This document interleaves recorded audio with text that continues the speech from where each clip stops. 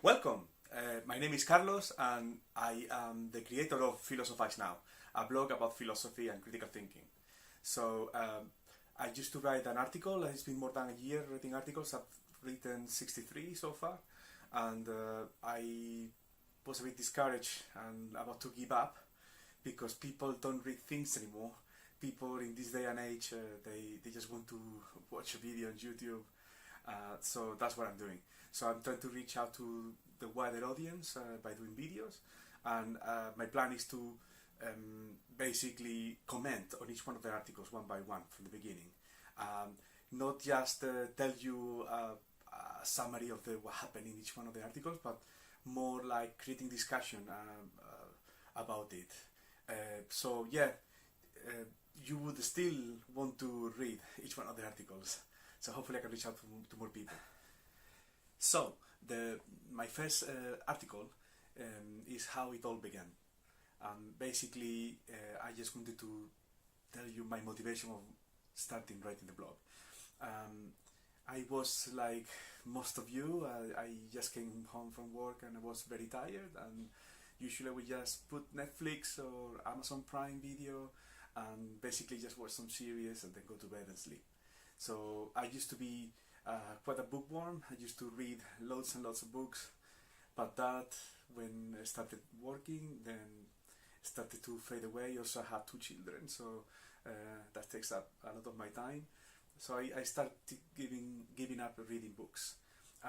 But something changed. I was watching videos, and then I read some articles, and then I came through in a forum, in the Spanish forum, meneame.net, a comic from Cory Moller, Existential Comics, which I highly recommend. You have all the links on the article. In Existential Comics, that comic wasn't even the best one, but then that one led me to the next one, and then to the next one, and basically I binge read the entire site, hundreds of comics. It was fantastic.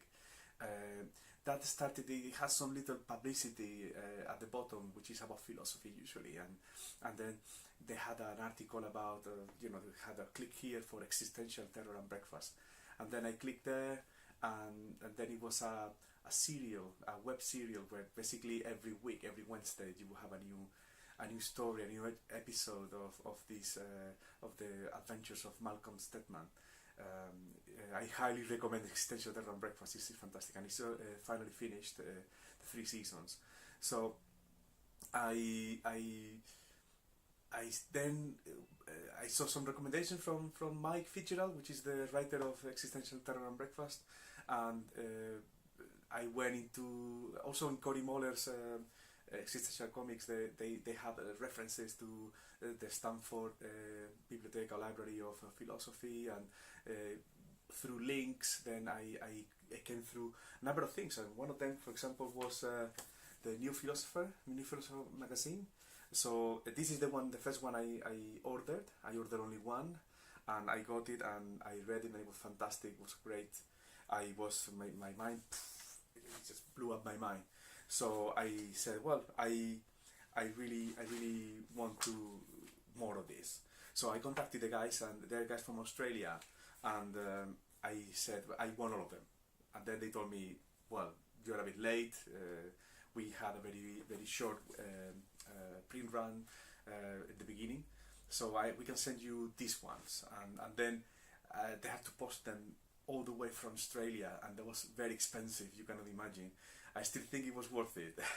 So they are over there in my library, and I still have not read all of them, so shame on me, but it's a fantastic list. So New Philosopher, I recommend.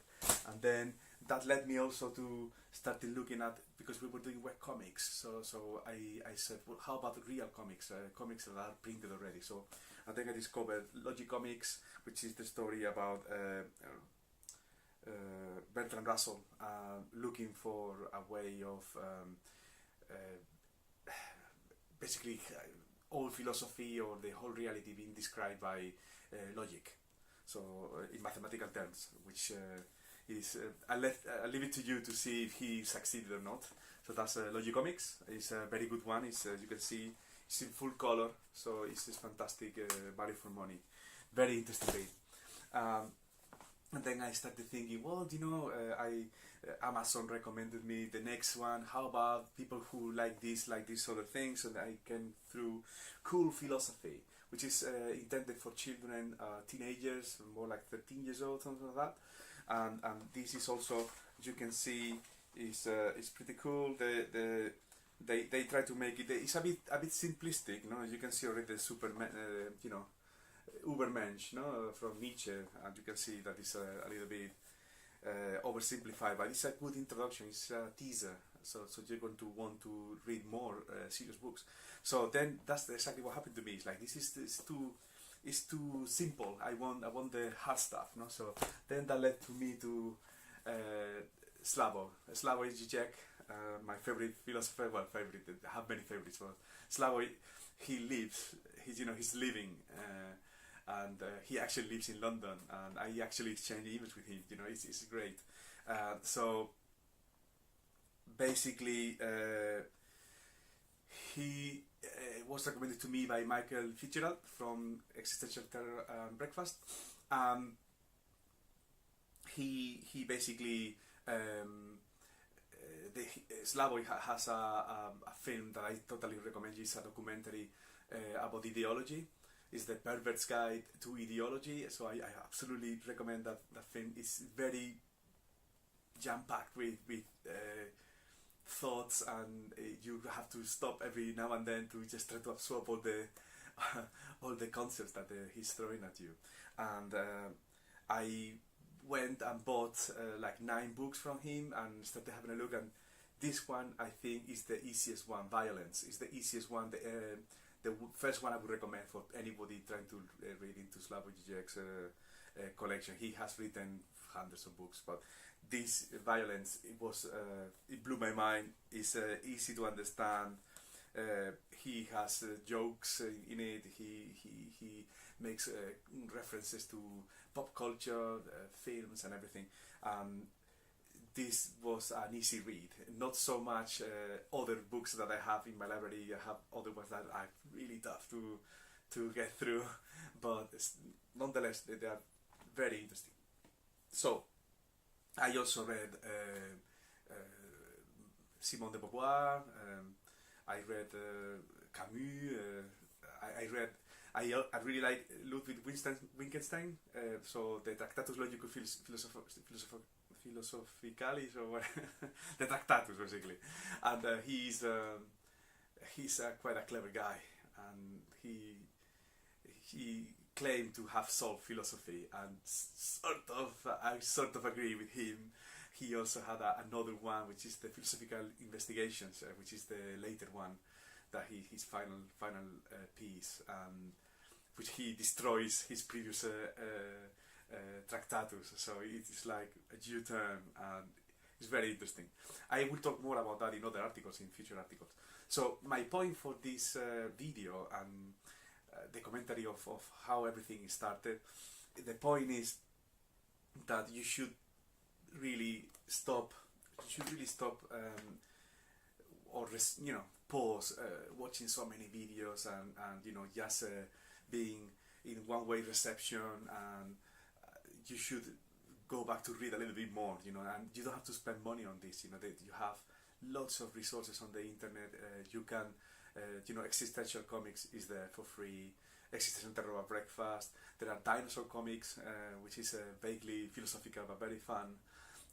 You can read most of the philosophy pieces are already DRM free, so basically you can just go and download it and legally and read them. So they don't have any property rights anymore, so sort of. So yes, my point is I started my blog because I wanted to encourage people to go through the same journey I did.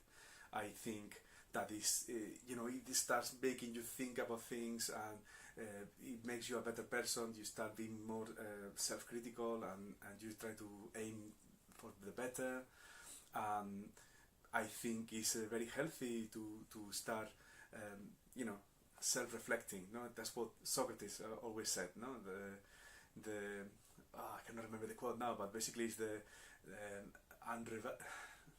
I cannot remember the quote, but basically it's just you should reflect on your life, and you should the unreflected life is not worth living. I think it's something like that I said.